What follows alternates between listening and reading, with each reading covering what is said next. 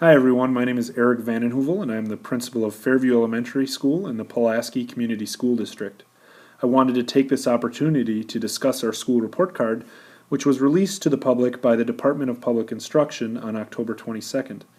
The school report card is one component of the new statewide accountability system for school districts and uses multiple measures of student learning to provide schools with information regarding its performance. The learning targets for this presentation are mainly to help others get a better understanding of what the new report card looks like, as well as its components.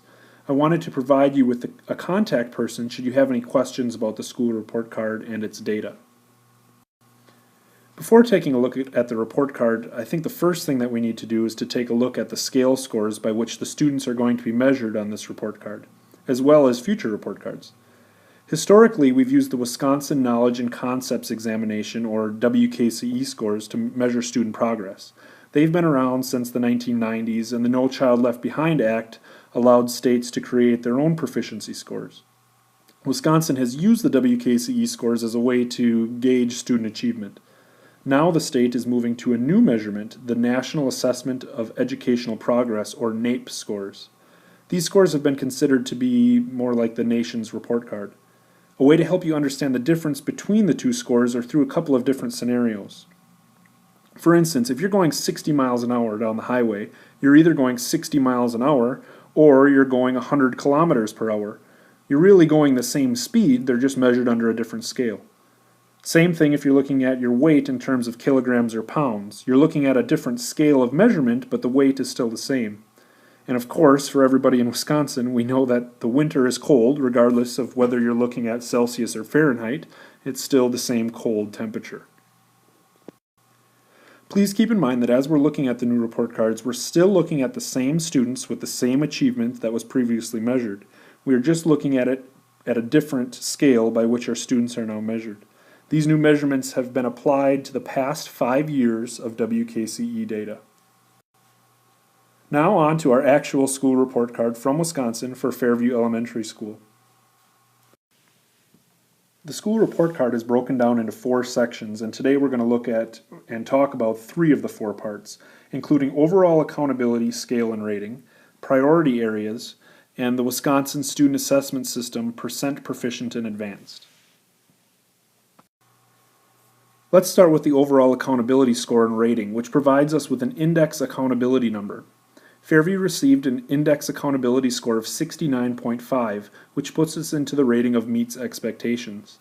Please note that there are 5 rating categories: fails to meet expectations, meets few expectations, meets expectations, exceeds expectations, and significantly exceeds expectations.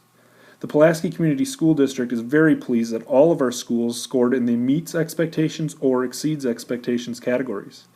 One caution that I want to provide you, though, is that the number or index score isn't a percentage, so it shouldn't be equated to a 0 to 100 percentage scale and shouldn't be interpreted as an A, B, C, D, or F school. Our goal at Fairview Elementary School is to continue to improve and reach the next rating level. The next section of the school report card that we will look at is the priority areas located in the upper right-hand corner of the report card. This section includes 4 detailed areas to tell us how our school is doing in relation to the state. Each section provides a comparison to the state level, which can be found in the last column on the right. The 4 sections in the priority areas include student achievement, student growth, closing gaps, and on-track and post-secondary readiness.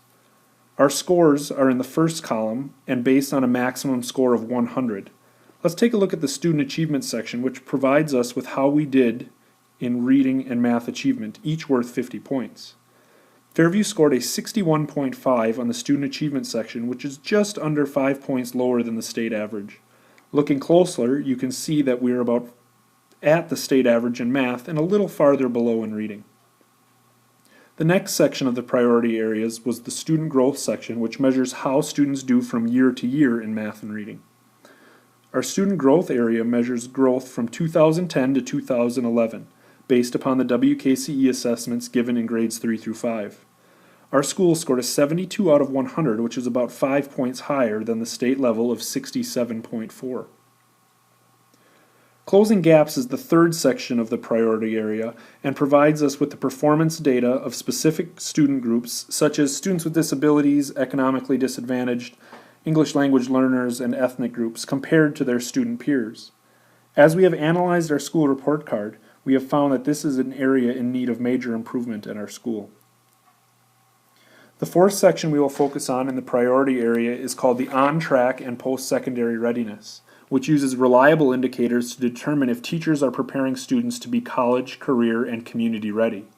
These indicators include the graduation rate and ACT performance at the high school level, 8th grade math achievement and attendance rates for the middle school level, and 3rd grade reading achievement and attendance rates at the elementary schools. Our school is on track in preparing students for college and career readiness with a score of 88.1 compared to the state score of 86.7. The final section that I will share about the school report card is located in the lower right-hand corner, and it shows 5 years of data regarding the proficient and advanced percentages on the Wisconsin Student Assessment System. I shared earlier the information regarding the new cut scores from the National Assessment of Educational Progress, or NAEP. This section provides graphs that we're viewing now from the WKCE based upon the new cut scores, but the past 5 years of testing, 2007 to 2011. Each year will provide a comparison of the percentage of students who achieved proficient and advanced in our school for reading and math compared to the state percentage of those proficient and advanced.